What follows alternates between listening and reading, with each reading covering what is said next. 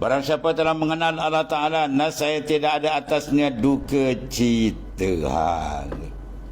Kita ada duka cita lagi tak?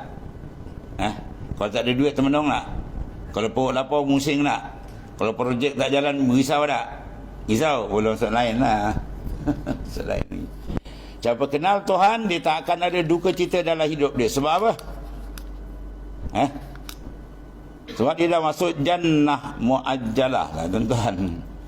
Makrifat sebenar dipanggil jannatul mu'ajjalah, syurga yang disegerakan, yang disebut dalam suratul Rahman, wal iman khafa maqama rabbih jannatan, disediakan bagi orang yang gerun. Orang gerun tu menanda dia apa? Hoi. Dia gerun sebab apa? Sebab dia kenal lah, tuan-tuan. Duduk kat bandar tak pernah dengar nama rimau, dia tak pernah dengar ular tedung, dia tak kenal.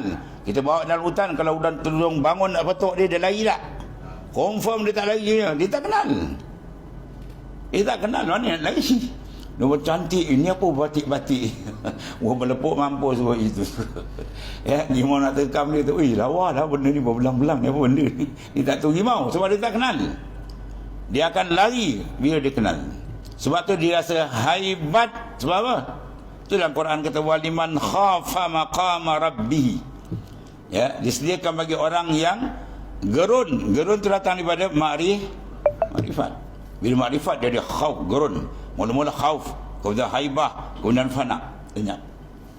Susunan dia tuan-tuan ni.